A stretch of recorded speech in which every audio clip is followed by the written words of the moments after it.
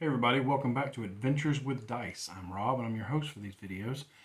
And today we're going to be talking about something I call drop-in encounters and how it differs from normal room design and why you may want to use this yourself.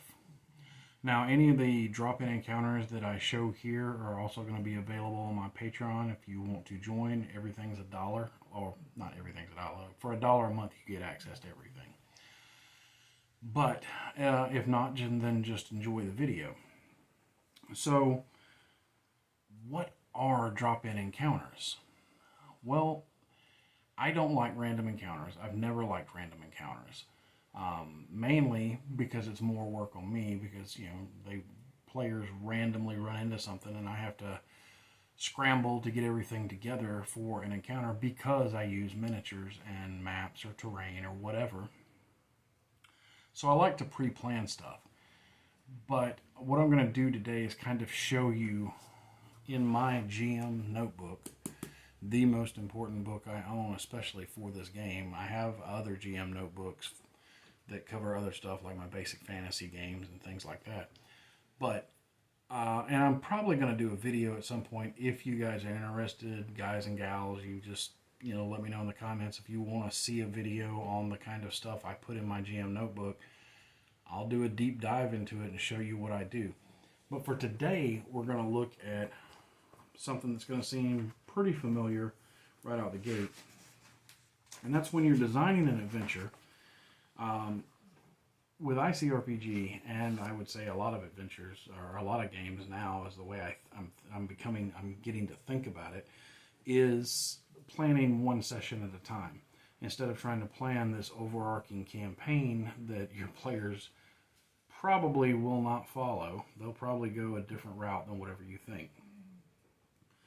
Try to do everything in sessions, one session at a time, or one adventure at a time.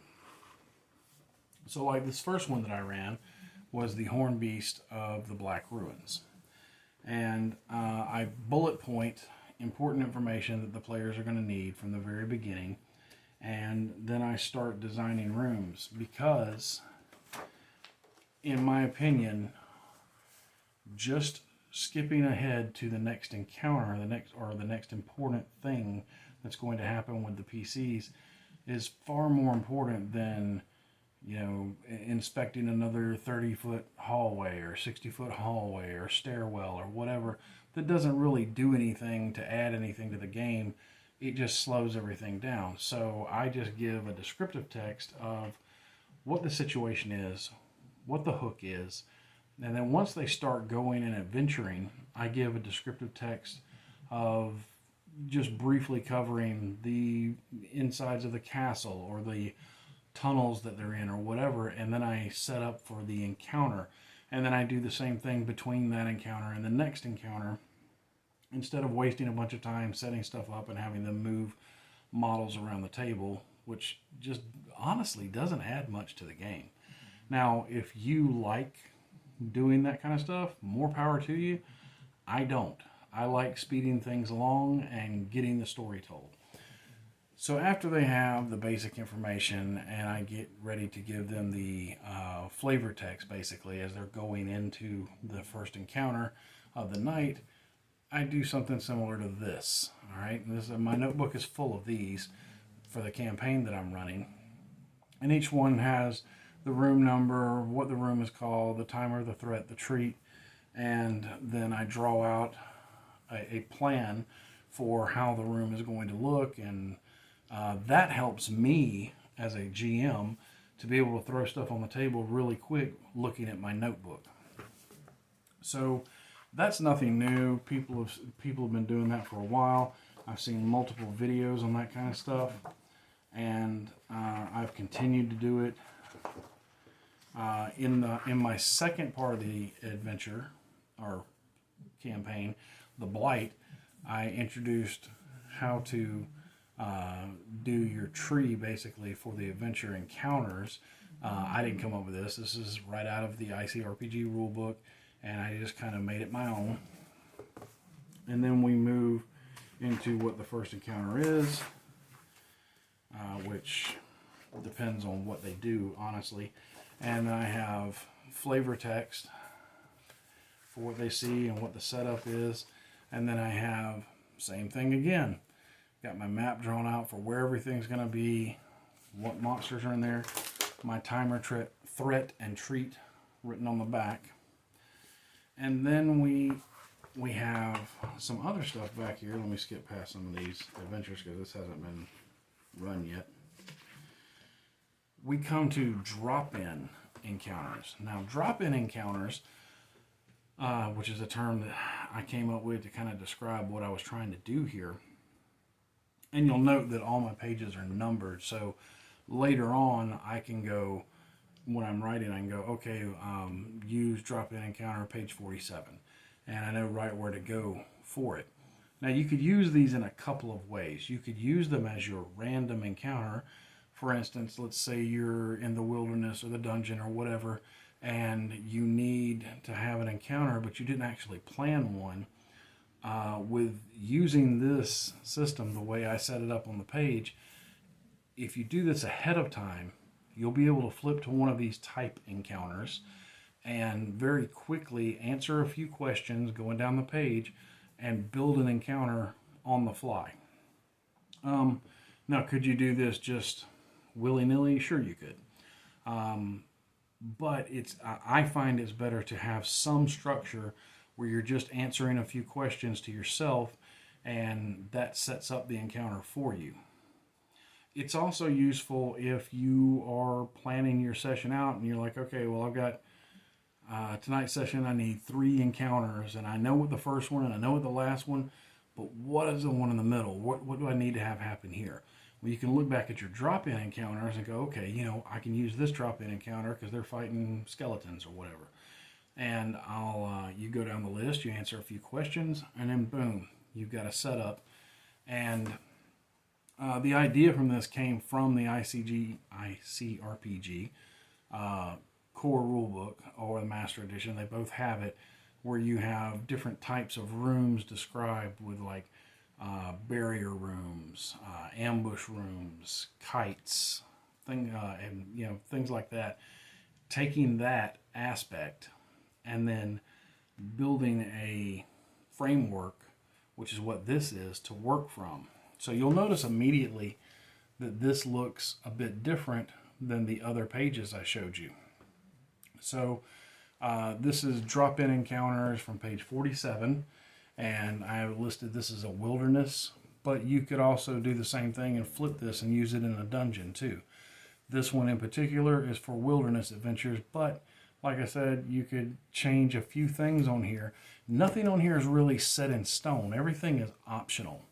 But this is a wilderness barrier. So the barrier is in the middle. This is right out of the rule book.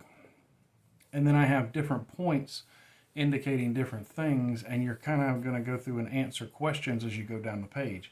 So the first thing you'll see is this is where the heroes enter, and they have to get to here. So if this is a wilderness adventure, why do they have to get to here? Okay, this is the first thing you need to figure out. Why not here, or over here, or over here? If you're out in the wilds and you've got the whole world to explore, why this one point?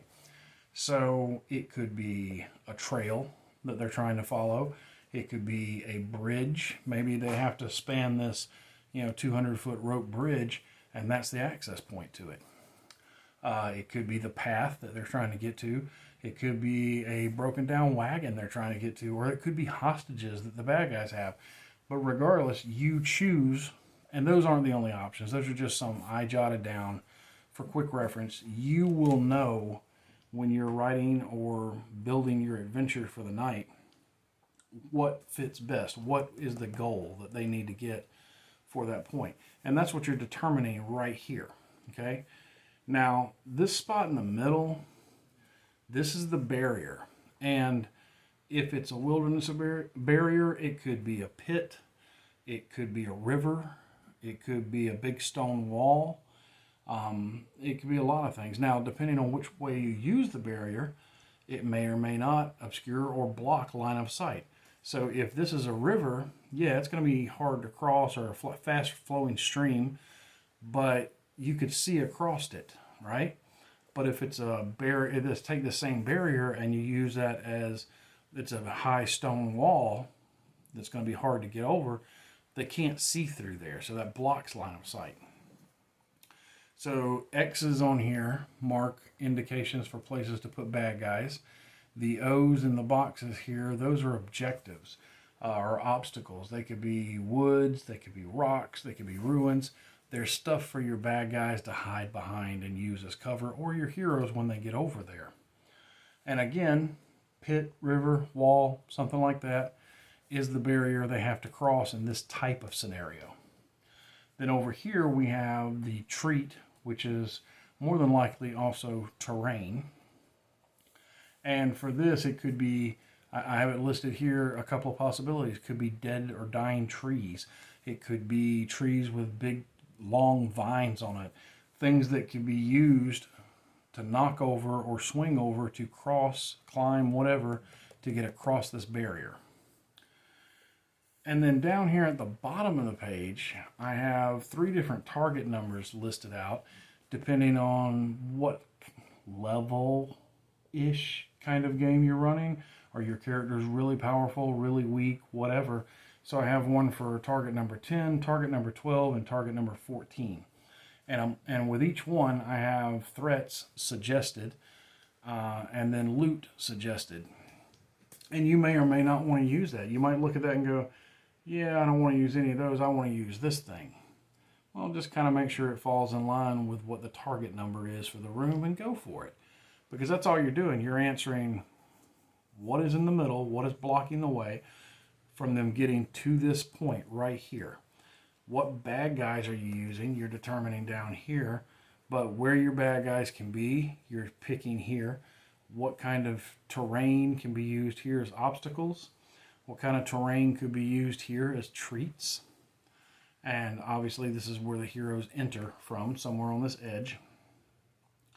But like for a target room 12, I put down, goblins, bandits, skeletons, just that kind of thing. But if that doesn't fit the theme of what you're running, pick the monsters that fit the theme.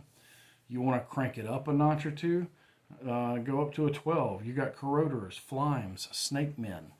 These are, again, all suggestions just to make for yourself now, so that later on when you come back to this and you're using it to design an encounter, you kind of have a mental picture of what kind of monster should be in a room like this for a game. On a 14, you got giant spiders, orcs, dire wolves. These can be really nasty things. And under each one, I have suggested loot. So, like, not specific loot, but like for a target room 10, you might find 2 shabby loots. For a target room 12, you might find 2 shabby loots plus 1 ancient loot. And then for a 14, 2 ancient loot or a magic loot. Once you go through and you answer the questions on here, you can use these as a guide more than anything else. That's what drop-in encounters are for me. And that's why I started doing these. They're a guide for putting together an encounter really quick, because a lot of times I'll sit and go, so I need an encounter in the wilderness. Well, I guess I throw some trees on here, and I'll set it up and play with it ahead of time just to kind of get a feel for how it's going to look. But using this, I don't have to spend as much time thinking about the encounter and how to set it up. If I have a bunch of these, I already have an idea of how to set it up. I just answer some questions, make a few choices, determine the target number, and go with it. And it works pretty good. I've used it already. I got another one in here. This is another drop-in encounter. This is on page 49. And this one uses the ambush room design. And in this one, you have players are entering here, and they have to exit here. But in order for this to work, now this one is listed as in a dungeon. You could do it outside too. But for it to work, this negative space that is represented here needs to be something blocks line of sight. It either needs to be huge, thick hedges that you can't see through if you're doing it outside. But if you're doing it in a dungeon like I intended for this particular one, this is stone wall that goes all the way to the ceiling. So they can't climb over it. They likely can't burst through it.